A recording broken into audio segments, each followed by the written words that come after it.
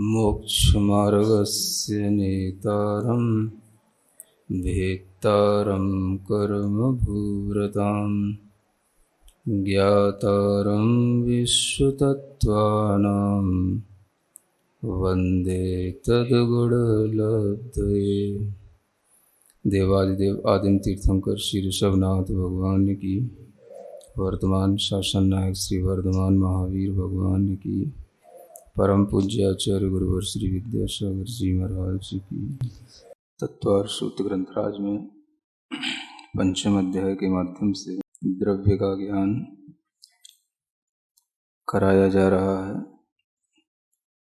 सूत्रों में अन्य द्रव्यों के उपकार का वर्णन चल रहा है।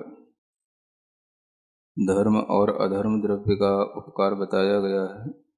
आकाश द्रव्य का भी उपकार बताया जा चुका है। आगे जो बड़ा उपकार है उसको कहने के लिए यह सूत्र आता है। शरीर वांग मनः प्राणापानाः पुद्गलानां। पुद्गलानां यानी पुद्गलों का उपकार जो शब्द है ऊपर वाले सूत्रों से अनुवृत्ति उसकी बनाना है। पुद्गलों का जो उपकार है वो इन रूपों में होता है। शरीर, वचन, मन और प्राणापान, ये सभी पुद्गलों के उपकार कहे गए हैं। किसके? पुद्गलों के। किसके ऊपर? शरीर किसका होता है? जीव का होता है। तो जीव के लिए शरीर होना ये पुद्गल का उपकार है। सुन, कौन सा शरीर होना? जितने भी शरीर हैं सभी शरीर यहाँ पर ग्रहण किए जाएंगे। औदारिक शरीर, वैक्रियक शरीर, आहारक शरीर, तेजस शरीर और कार्मण शरीर, ये पांचों ही शरीर एक तरह से जीव के ऊपर पुद्गलों के माध्यम से प्राप्त होते हैं। और इन पांचों ही शरीरों में जो मूलभूत शरीर है कार्मण शरीर, यह कार्मण शरीर भी पुद्गल का ही उपकार है जीव के ऊपर। कर्म जीव में है, यह भी जीव के ऊपर पुद्गल का उपकार है। कर्म के माध्यम से जो शरीर मिला है वो शरीर प्राप्त करना भी पुद्गल का ही उपकार है। और शरीर के बिना किसी भी तरीके की कोई गति नहीं होती, कोई संसार नहीं होता। इसलिए शरीर ही इस संसार का मूलभूत कारण है और जीव को गति में रखने का जो मूल हेतु है वह शरीर ही होता है। और वह शरीर जो होता है वह पुद्गलों का ही बना हुआ होता है। 23 प्रकार की पुद्गल वर्गणाएं बताई गई हैं। उनमें शरीर बनने योग्य आहार वर्गणाएं जो होती हैं, उन्हीं आहार वर्गणाओं से यह शरीर बनता है। और यह सभी जो वर्गणाएं हैं, आहार वर्गणाएं, अलग अलग तरह की होकर के औदारिक, वैक्रियक आदि के रूप में यह विभाजित हो जाती हैं। फिर भी यह शरीर पुद्गल का ही एक समूह बन करके सामने आता है। और पौद्गलिक इस मैटर के द्वारा बना हुआ यह शरीर जीव के ऊपर उपकार करने वाला कहा जाता है। अब आप कहोगे कि जीव के ऊपर इसमें क्या उपकार हो गया? तो शरीर के माध्यम से ही जीव के ऊपर उपकार होता है। अगर शरीर ना हो तो जीव के लिए कभी पता ही ना हो कि मैं जीव हूँ। जीव को भी कैसे पता पड़ता है कि मैं जीव हूँ? जब उसके पास में शरीर हो। और शरीर में भी वह शरीर जो उस जीव के लिए उपकारी हो, वास्तव में ज्ञान कराने वाला हो, वह पंचेंद्री का शरीर, संगी पंचेंद्री जीव का शरीर, तो शरीर हमारे ऊपर उपकार करता है। अब आप कहें कि शरीर तो महाराज संसार का कारण है, ये उपकार कैसे करने लग गया? तो शरीर संसार का कारण होते हुए भी संसार में भी होना जरूरी है, और संसार में बिना शरीर के रहा नहीं जा सकता है। इसलिए शरीर के माध्यम से ही संसार है, और पुद्गलों के माध्यम से इस शरीर की रचना होती है। तो पुद्गलों का ही ये उपकार है जो शरीर बना हुआ है, और पुद्गलों का ही उपकार है जो संसार बना हुआ है। सुन रहे हैं?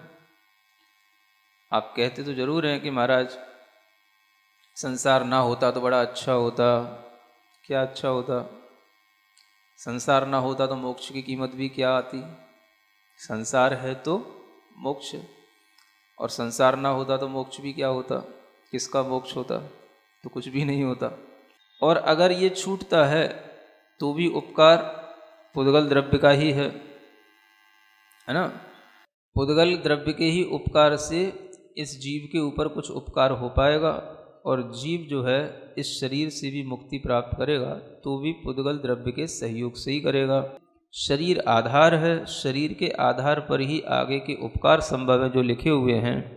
वचन भी अगर आता है तो शरीर होने पर ही आता है। वांग, दूसरा उपकार क्या बताया? वचन। वांग माना होता है वचन। तो जो हम वचन बोल रहे हैं ये भी पुद्गल का ही उपकार है, और जो वचन सुने जा रहे हैं ये भी पुद्गल का उपकार है। यहाँ तक कि वचन बोलने की जो लब्धि प्राप्त होती है वह भी पुद्गल के उपकार के माध्यम से ही होती है। जो वचन बोलने की शक्ति प्राप्त होती है उस शक्ति में भी पुद्गलों का ही उपकार छिपा होता है। क्योंकि जो कर्म हैं उन कर्मों का जब तक क्षयोपशम नहीं होगा उस योग्य, तब तक हमारे अंदर बोलने की शक्ति भी नहीं आ सकती है। एक इंद्रिय से दो इंद्रिय बनने के लिए जिन कर्मों का क्षयोपशम चाहिए वो क्षयोपशम नहीं होंगे तो उसे रसना इंद्रिय की या बोलने के लिए शक्ति की प्राप्ति नहीं हो सकती है। तो किससे हुई? वचन व्यापार कहाँ से शुरू हो जाता? दो इंद्रिय जीव से। तो दो इंद्रिय जीव से यह वक्तृत्व शक्ति प्रारंभ होकर के आगे सभी संगी पंचेंद्रियों तक ये चलती है, बढ़ती हुई जाती है, और इनके बोलने के ढंग भी अलग अलग हो जाते हैं। लेकिन इस वक्तृत्व शक्ति का मूल कारण अगर देखा जाए तो कर्म का क्षयोपशम ही है, क्योंकि कर्म के क्षयोपशम से ही यह भाव वचन उत्पन्न होते हैं। वचन दो प्रकार के होते हैं, एक भाव वचन और एक द्रव्य वचन, है ना? भाव वचन तो वो हो गए जो आत्मा बोलने का भाव कर रहा है, और जो बोलने का भाव हो रहा है वह ज्ञानावरण आदि कर्मों के क्षयोपशम के अनुसार ही भाव उत्पन्न होता है। तो वचन को बोलने के लिए जो भाव किया जाता है वह उसका भाव वचन होता है, और जो भाव वचन पहले निर्मित हो जाता है तब जा कर के हम जो बोलना चाहते हैं उसी के अनुरूप शब्द जो है कंठ, तालु इत्यादि से प्रेस होकर के बाहर निकलते हैं, तो वो दूसरों के लिए सुनाई पड़ते हैं। ये कहलाते हैं द्रव्य वचन। कौन से? जो आपको कान में सुनने में आ रहे हैं वो हैं द्रव्य वचन। द्रव्य वचन सुनकर के आप ये समझ लेते हो कि इन्होंने ये वचन बोला है तो इनका भाव यही होगा। इसलिए कथनचित ये भी कहा जा सकता है कि आप द्रव्य वचन भी सुन रहे हो और भाव वचन भी सुन रहे हो, क्योंकि वचनों के साथ भी भाव जुड़ा होता है तो उन वचनों का प्रभाव भी अलग पड़ता है। समझ आ रहा है? तो ये दोनों ही प्रकार के वचन पुद्गलों से ही उत्पन्न हो रहे हैं, पुद्गलों के ही कार्य हैं, और पुद्गलों के ही माध्यम से इन वचन की उत्पत्ति होकर के दूसरों तक पहुंचती है। पुद्गल ही इनको सुनने में सहायक होता है, और पुद्गल के माध्यम से ही इनका उपकार इस तरह से बढ़ता चला जाता है। कर्म का क्षयोपशम, कर्म भी पुद्गल है, उसका क्षयोपशम के अधीन ये भाव वचन की शक्ति है। अगर मति ज्ञानावरण, श्रुत ज्ञानावरण, वीर्यांतराय कर्म के क्षयोपशम, द्विंद्रिय आवरण करने वाले कर्मों के क्षयोपशम न हो तो हम बोलने की शक्ति ही प्राप्त नहीं कर सकते। संगी पंचेंद्रिय हैं इसलिए बोलने की शक्ति है, इसलिए बोलते हैं, लेकिन यह शक्ति भी कर्म के क्षयोपशम से उत्पन्न हुई है। इसलिए यह जो भावात्मक शक्ति है यह भी कर्म के अधीन होने के कारण से पौद्गलिक कही जाती है। और जो शब्द के रूप में वर्गणाएं होती हैं उन्हें हम भाषा वर्गणा कहते हैं। वो भाषा वर्गणाएं शब्द का रूप ले लेती हैं, वो भाषा वर्गणाएं भी पौद्गलिक होती हैं जो मुख से निकल करके दूसरे के कर्ण इंद्रिय तक पहुंच जाती हैं। तो ये द्रव्य वचन कहलाता है। द्रव्य वचन भाषा वर्गणाओं के माध्यम से बन रहा है। जैसे शरीर को बनाने के लिए आहार वर्गणाएं होती हैं, वो आहार वर्गणाएं शरीर को बनाती हैं, वैसे ही वचन की उत्पत्ति या निर्मिति में कारण भाषा वर्गणाएं होती हैं। ये वर्गणाएं अलग होती हैं। 23 प्रकार की वर्गणाओं में ये 5 प्रकार की वर्गणाएं ही केवल हमारे काम में आती हैं। बाकी तो सब वर्गणाएं केवल आगम से जानने के लिए और आगे आगे की वर्गणाओं की उत्पत्ति के लिए कारण होती हैं। तो इन वचन वर्गणाओं का जो हम उत्पादन करते हैं यह भी हमारे अंदर ज्ञान शक्ति से, कर्म के क्षयोपशम की शक्ति से पहले भाव रूप में होता है और फिर वह भाव इस तरीके से चलता है कि शरीर के अवयवों का सहयोग लेकर के, है ना, नाभि, कंठ, हृदय, तालु, जिह्वा, ओठ, सब चीज़ों का सहयोग लेकर के वह शब्द प्रस्फुटित होता है बाहर।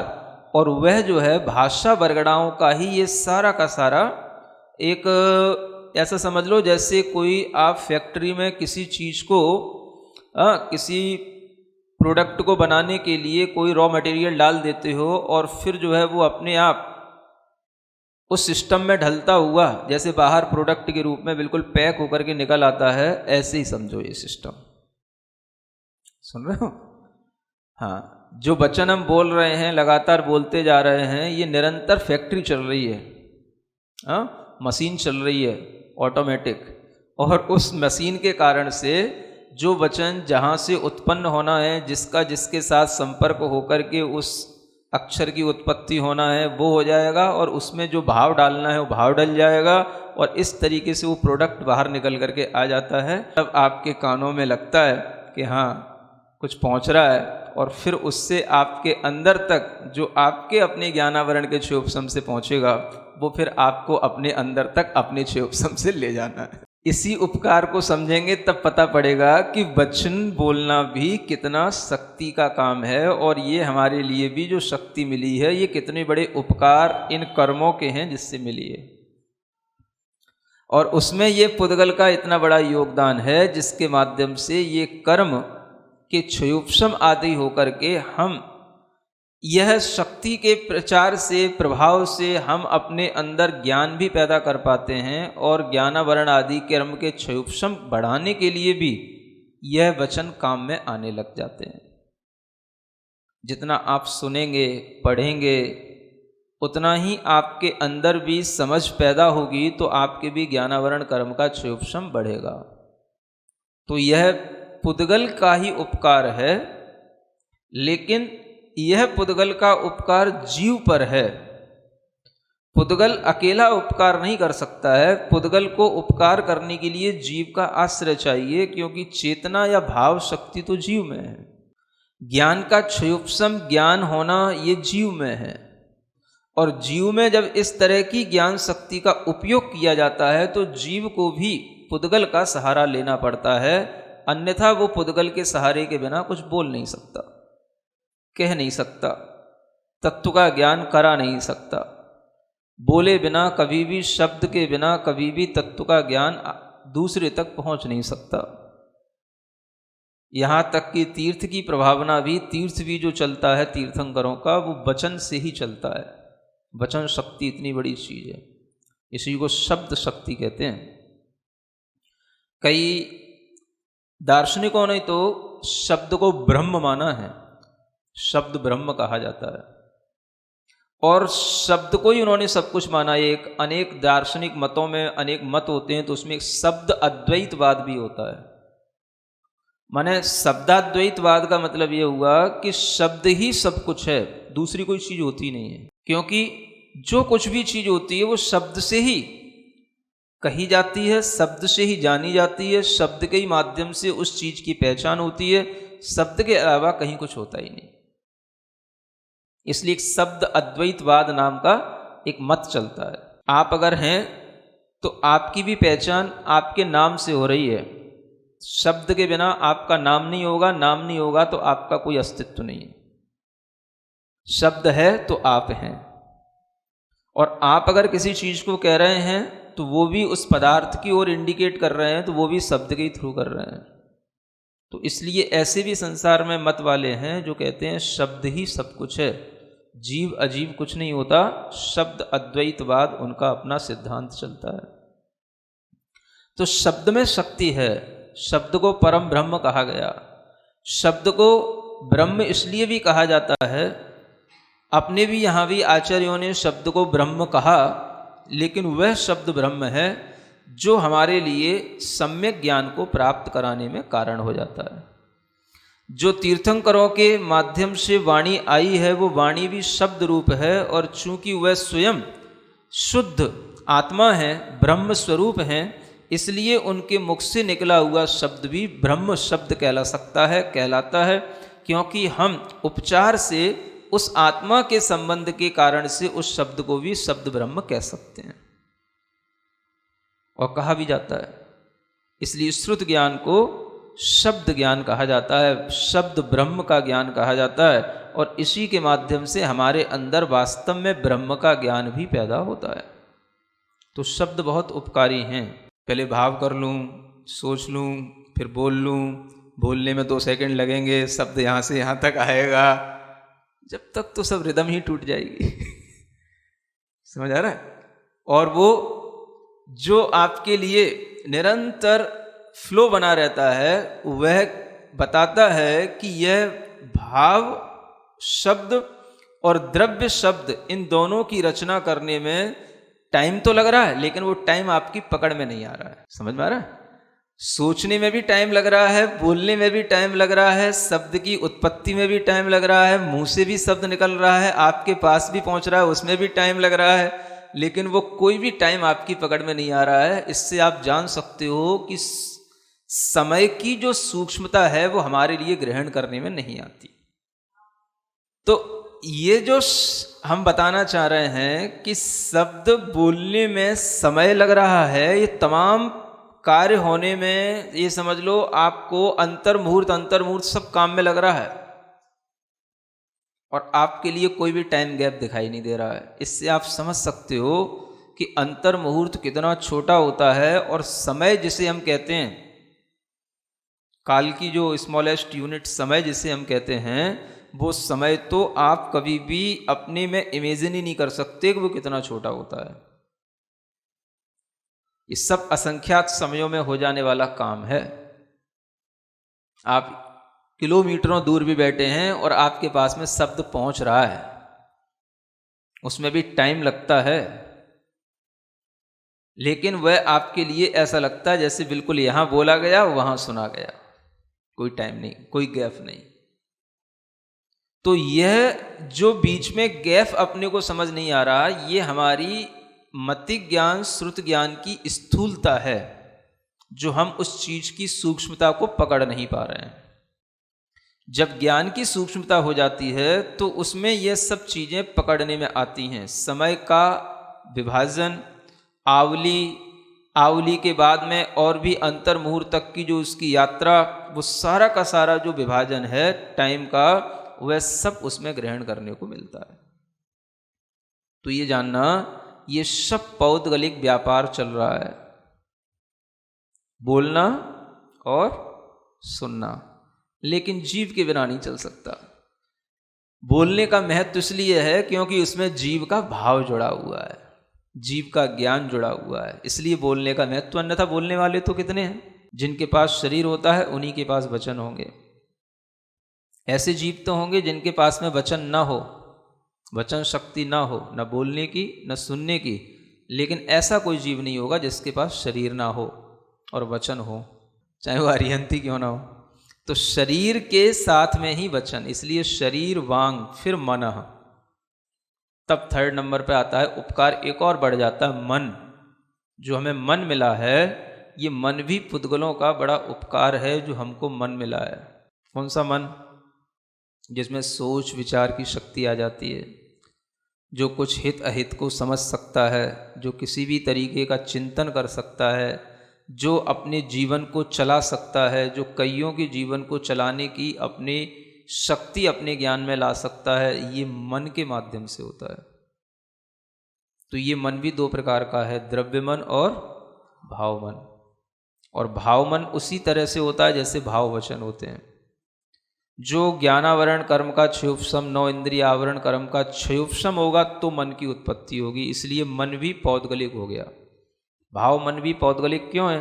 क्योंकि इन कर्मों के क्षयोपशम से वो भाव मन की उत्पत्ति हुई। फिर जहां मन ने उपयोग लगाया जिस चीज में, वहीं पर जो है द्रव्य वर्गणाएं, जो मन वर्गणाएं होती हैं, वो वर्गणाएं वहां पर उस मन के रूप में कन्वर्ट हो जाती हैं। और वह उन मन की वर्गणाओं के माध्यम से फिर वह द्रव्य मन की रचना हो करके वह हमारे लिए बहुत समय तक उस मन का काम चलता रहता है। तो मन जो बनता है उसकी वर्गणाएं अलग हैं, उसका जो पौद्गलिक मैटर है वो अलग है। उसका नाम क्या है? मनोवर्गणा। और जो तेजस शरीर बनता है वो तेजो वर्गणाएं अलग होती हैं, और कार्मण शरीर को बनाने वाली कार्मण वर्गणाएं अलग होती हैं। बस यही 5 प्रकार की वर्गणाएं हैं, इनसे ही संसार चलता है। 23 वर्गणाओं में से यही 5 से काम चलता है सबका। तो मनोवर्गणाओं के माध्यम से भी जो मन बना है ये भी पौद्गलिक है। इस मन को आप क्या कहेंगे? लगता तो है महाराज कि ये मन में ज्ञान है, कहा तो यही जाता है तेरे मन में कुछ ज्ञान व्यान है कि नहीं। और ज्ञान जो होता है वो मन में ही आता है, क्योंकि मन में ही हम सोचते हैं। आप इसको पौद्गलिक कह रहे हैं, पुद्गल कैसे हो गया ये? तो पुद्गल इसलिए है कि इसमें जो शक्ति एक अलग से आई है वो हमें पुद्गल कर्म के क्षयोपशम से मिली है। ज्ञान तो आत्मा की देन थी, आत्मा का स्वभाव था। आत्मा ने अपने अंदर कर्म के क्षयोपशम से एक फंक्शन ऐसा तैयार कर लिया जिसका नाम हो गया मन। और उस मन के लिए जो चीज़ें जिस उस मन को बनाने वाली हैं वो द्रव्य मन, वो भी मनोवर्गणा पौद्गलिक है। और जिन कर्मों के क्षयोपशम से ये मन भाव मन के रूप में आया वह भाव मन भी पौद्गलिक है, इसलिए उसको पौद्गलिक कहा जाता है। लेकिन कथनचित यह मन ज्ञान स्वरूप इसलिए है क्योंकि यह आत्मा से जुड़ा हुआ है, आत्मा में ही कर्म के क्षयोपशम से प्राप्त हुआ है, इसलिए आत्मा से इसकी अभिन्नता भी है। तो यह ज्ञानात्मक भी है। अनिंद्रिय इसीलिए कहा जाता है कि इसके लिए कोई भी इंद्रियों की तरह एक व्यवस्था कहीं निश्चित रूप से नहीं की गई कि यहीं से देखोगे यहीं से जानोगे तो मन का काम होएगा। मन जहाँ पर उपयोग लगेगा वहीं पर अपनी स्थिति बना लेगा, वहीं पर जो है वो द्रव्य वर्गणाओं का आलम्बन लेकर के अपना काम कर लेगा। इस तरह से मन भी जो है पौद्गलिक होता है। वचन भी पौद्गलिक हो गए, मन भी पौद्गलिक हो गया। अब देखो आचार्यों ने इसकी पुद्गलता की सिद्धि करने के लिए भी बहुत अच्छे उपाय बताए हैं कि देखो वचन पौद्गलिक क्यों है। जो पौद्गलिक होगा, पौद्गलिक होने का मतलब मूर्तिक हो गया है ना, जिसकी कोई फॉर्म होती है, तो वह पुद्गल ही पुद्गल को बाधित करेगा। अगर अमूर्तिक माने तो वह पुद्गल से बाधित नहीं होना चाहिए। शब्द भी पुद्गल से बाधित होता है ना। शब्द को हम रोक सकते हैं पुद्गल के माध्यम से। सामने दीवाल है, आगे शब्द नहीं पहुंच सकता। शब्द भी पुद्गल की अनुसार चलता है। जिस तरीके का पुद्गल सामने होगा या शब्द को बढ़ाने वाले पौद्गलिक इंस्ट्रूमेंट उसके सामने लगा दिए जाएंगे तो शब्द फैल जाएगा। इसी तरीके से मन के साथ लगाना। मन का भी अभिघात देखा जाता है, मन का घात हो जाना है ना। पौद्गलिक पदार्थों के कारण से मन का नाश हो जाता है ना, अभिघात हो गया। उसको अभिघात का मतलब हो गया उस मन का नाश हो गया। यानी ऐसे पौद्गलिक पदार्थ जिनके कारण से मन को बिल्कुल जो है कुछ भी समझ ना आए और मन के अंदर मन जैसी कोई चीज ही ना रहे, आदमी एकदम से बेहोशी में चला गया। कैसे चला गया? बेहोशी का इंजेक्शन लगा दिया, बेहोश हो गया वो। अब उसको ये पता नहीं कि मैं कहाँ हूं, मन कहाँ है, मन का घात हो गया। ये कहलाता किसके कारण से हो गया? इंजेक्शन के कारण से। इंजेक्शन क्या है? पुद्गल का मैट पदार्थ है, बस। तो पुद्गल ने उस मन को पकड़ लिया, मन का घात कर दिया। तो ये जो है पुद्गल के कारण से इस पर घात हुआ। इसी से स्पष्ट होता है कि ये मन भी पौद्गलिक है। ये क्या कहलाता है? अभिघात। फिर एक होता है पराभव, माने उसको दबा देना। जैसे किसी को मदिरा पिला दी, भांग खिला दी, तो क्या होगा? अब उसे मन तो है, बोल तो रहा है, लेकिन उसे अब पता नहीं है, उसके ऊपर प्रभाव दूसरी चीज का आ गया कि वो क्या बोल रहा है, उसे पता नहीं है, लेकिन बोल रहा है, बोल वही रहा है। कौन सी चीज बोल रही है अब? तो आप कहते हो ये नहीं बोल रहा है, ये मदिरा बोल रही है। समझ आ रहा है ना? बोलते हो ना, ये नहीं बोल रहा है, इसकी भांग बोल रही है। तो उसका प्रभाव इतना पड़ गया मन के ऊपर कि वो अब जो बोलना चाहिए वो नहीं बोल पा रहा, उसे पता ही नहीं कि उसे क्या बोलना है, और वो बोलता जा रहा है। समझ आ रहा है? जो लोग डिप्रेस्ड हो जाते हैं तो उस डिप्रेशन में भी मन के ऊपर इस तरह का अभिघात होता है। तो मन जो है अपनी स्थिति को मजबूत नहीं बना पाता। इसके कारण से मन को कभी भी अगर कुछ भी बोलना होता है तो कभी सही भी बोल सकता है, कभी गलत भी बोल सकता है। आप देखोगे जो लोग डिप्रेशन में होते हैं वो कभी सही भी बोलेंगे और कभी क्या बोलेंगे उन्हें पता नहीं होता है। क्या क्या बोल जाएंगे, क्या क्या बातें कर जाएंगे, उन्हें पता नहीं होता है। और कभी कभी तो स्वप्न आदि में या सोते समय भी उनका मन के माध्यम से बड़बड़ाना चलता रहता है। तो जो बातें उनके उस समय पर दिमाग में भरी हुई होती हैं वो सब वो रात में बोलते रहते हैं, उन्हें पता नहीं होता है। तो कई बार नींद में व्यक्ति के अंदर क्या है ये देखा जाता है। साइकोलॉजिस्ट ये चीज को पकड़ते हैं कि ये क्या बड़बड़ा रहा है, क्या बोल रहा है, इसकी बार बार थिंकिंग कहाँ जा रही है, किस चीज का इसके अंदर प्रेशर पड़ा हुआ है। तो उसी चीज को पकड़ करके साइकोलॉजिस्ट उसकी जो है फिर थेरेपी के माध्यम से उसको ट्रीटमेंट देते हैं। तो मन की यह प्रणाली भी पौद्गलिक रचना है और इस तरह की पुद्गल का उपकार इसीलिए यहाँ बताया गया कि जिस तरह से वचन पुद्गल का उपकार है उसी तरीके से मन भी पुद्गल का ही उपकार है। तो ये सब हम पुद्गल के उपकारों के माध्यम से जी रहे हैं। तो उपकार का मतलब यहाँ पर उपकार भी लेना, और उपकार का मतलब है जिसके माध्यम से कोई क्रिया हो वो भी लेना। क्या समझ आ रहा है? जिसके माध्यम से कोई क्रिया हो, बोलने की क्रिया, सोचने की क्रिया, ये पुद्गलों के माध्यम से ही चल रही है, इसलिए ये पुद्गल का उपकार कहलाता है, यानी पुद्गलों की ही यह क्रिया है। तो शरीर, वचन, मन, फिर अंत में आता है प्राणापान, है ना? तो ये प्राणापान तो सब में होता है इसलिए इसको अंत में रखा, ये कॉमन है। शरीर प्रारंभ में है, प्राणापान अंत में है, बीच की चीजें हो भी सकती हैं, नहीं भी हो सकती हैं। प्राणापान माने श्वासोच्छ्वास। यहां पर भी प्राण का मतलब क्या है? जो हम श्वास अपने शरीर के फेफड़ों आदि से बाहर निकाल रहे हैं उसका नाम है प्राण, और जो हम श्वास को बाहर से लेकर के शरीर के फेफड़ों आदि में भरते हैं उसका नाम है अपान। आपको ये लग रहा होगा थोड़ा उल्टा हो रहा है? प्राण तो लिए जाते हैं, अपान छोड़ा जाता है। लेकिन यहां पर क्या है ना? प्राणापान। प्राण किसको बोला जा रहा है? जो हम एक्सहेल कर रहे हैं, श्वास को बाहर निकालना है, प्रोसेसिंग ऑफ एक्सहेलिंग, ये प्राण है, और इनहेलिंग ये अपान है ना? इसी को हम बोलते हैं श्वास उच्छ्वास। श्वासोच्छ्वास। इससे ये समझना कि जब आप श्वास को बाहर निकाल सकोगे तभी आप श्वास को ग्रहण कर सकोगे। ये बहुत अच्छी पद्धति है योगा के हिसाब से, मेडिटेशन के हिसाब से भी। तो यह भी पुद्गल का ही उपकार है, क्योंकि यह भी पुद्गल से बाधित होता है। श्वासोच्छ्वास है ना, कोई गला दबा दे, नाक बंद कर ले, तो क्या हो गया? पुद्गल की क्रिया बंद हो गई, श्वासोच्छ्वास बाधित हो गई, रुक गई, है ना। या कहीं पर बहुत मतलब तीव्र जो है कोई हवा चल रही हो, या तीव्र कोई जो है एकदम से दुर्गंध हो, तो एकदम से उसकी श्वास भी रुक सकती है।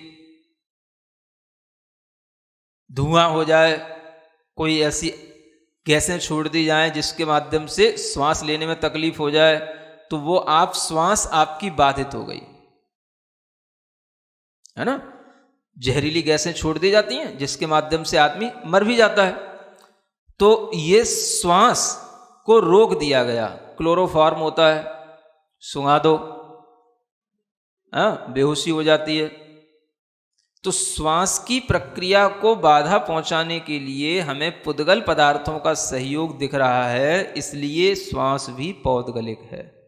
पुद्गल के द्वारा किए जाने वाली क्रियाएं हैं, पुद्गल के ही ये कार्य हैं, और इसलिए जो जीवात्मा है इस सारा का सारा पुद्गल के ही आलम्बन से चल रहा है। पुद्गल का ही इसके अंदर पूरा भंडार है, और पुद्गलों पर ही ये पूरा आधारित है। अब जीव है कहाँ? जब पुद्गल ही पुद्गल सब दिख रहा है, तो अब जीव है कहाँ? तो बस अब उसको देखो, जहां जो नहीं दिख रहा है उसी का नाम जीव है। समझ आ रहा है? अब शरीर को बाधा पुद्गल पहुंचा रहा है, मन को बाधा पुद्गल पहुंचा रहा है, श्वासोच्छ्वास को बाधा पुद्गल पहुंचा रहा है, और वचन को बाधा भी पुद्गल पहुंचा रहा है। अब इन्हीं के आश्रित जीव है, तो जब इन सबको बाधा हो गई तो जीव भी बाधित हो गया, माने वो जीव भी शरीर छोड़ के चला जाता है। जब शरीर को मिटा दिया, शरीर बाधित हो गया, श्वासोच्छ्वास को रोक दिया, तो अब जीव क्या करे? तो जीव भी कथनचित पुद्गल के साथ हो गया, इसलिए जीव भी मूर्तिक है, तभी वो पुद्गल से बाधा को प्राप्त हो रहा है, तभी वो शरीर छोड़ के जा रहा है। तो एकांत रूप से जीव अमूर्तिक नहीं है। जैसे पुद्गल की बाधा से मन, वचन, श्वासोच्छ्वास बाधित होने पर हम इन सबको पुद्गल सिद्ध कर रहे हैं, वैसे जीव भी तो बाधित हो रहा है। पुद्गल से ही तो जीव बाधित होता है। तो जब पुद्गल से जीव बाधित दिखाई दे रहा है, तो पुद्गल, तो हम जीव को अमूर्तिक कैसे कह सकते हैं?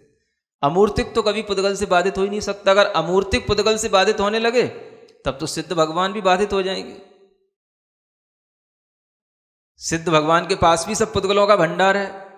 क्या वहां पर आहार वर्गणाएं नहीं है जहां सिद्ध लोग है? क्या वहां पर भाषा वर्गणाएं नहीं है? क्या वहां पर मनोवर्गणाएं नहीं है? सब कुछ है वहां पर भी। कि कर्म वर्गणाएं नहीं है वहां पर जहां पर सिद्ध रहते हैं? सब कुछ है। तो वह सब बाधा उनके लिए नहीं है, क्योंकि वो अमूर्त हो गए, और जिनके लिए मूर्तपना है उनमें सब बाधाएं हैं। इसलिए आपका जीव, हमारा जीव भी मूर्तिक है। अब कथनचित क्यों कहो? जब सब में ही पूरा पूरा लग रहा है तो जीव में ही पूरा लगाओ। कथनचित क्यों बोलना उसको? है? हाँ, जिस समय पर जिस चीज की मुख्यता है उस समय पर उसका वचन उसी रूप में, उस नए से पूर्ण रूप से कहना ही सत्य है। अब व्यवहार और निश्चय तो तब लगता है जब कोई आपके सामने दो तरीके के कोई एटीट्यूड दिखाई दे रहे हो। अभी तो सीधा सीधा यही दिखाई दे रहा है कि जीव मूर्तिक है, क्योंकि मूर्तिक पदार्थों से ही उसका काम चल रहा है, और मूर्तिक से ही वो बाधा को प्राप्त हो रहा है ना। तो जब तक वह पर से बाधित है तब तक व्यवहार है। जब पर से बाधित होना छूट जाएगा तो निश्चय हो जाएगा। तो व्यवहार निश्चय कहीं गया नहीं, सब यहीं पे है। लेकिन जो हम इस तरीके के कंफ्यूजन में पड़े रहते हैं, मेरी आत्मा तो अमूर्त है, अमूर्तिक है, अमूर्तिक है ना। और फिर जब बात आती है कि जब आत्मा अमूर्तिक है तो फिर आत्मा कर्म क्यों बांध रही है, आत्मा सुख दुख का भोग कैसे कर रही है, आत्मा पुद्गल से बाधित क्यों हो रही है, तब वहां मौन हो जाते हैं। वो तो सब पुद्गल की क्रियाएं, वो तो सब जड़ की क्रियाएं हैं। अब जड़ की क्रियाएं अकेली कहां से हो गई?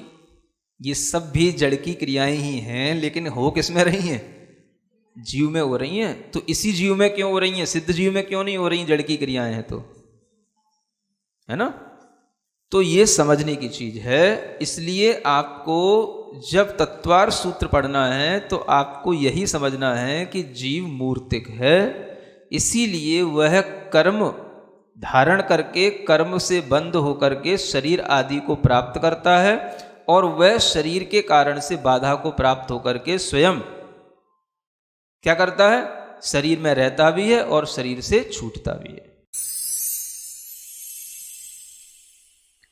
सिरिजिण वाणी जग कल्याणी, जग जन मदतम मोहरी, जणमण हारी गढ़हर हारी, जम जरा भव रोग हरी, तिथ्य राणम दिव्य झुणिम जो पड़ई सुणई मय्ये धारई, राणम सौख मणंतम धरिय, सासद मोक्ष पदम पावई, सासद मोक्ष पदम पावई।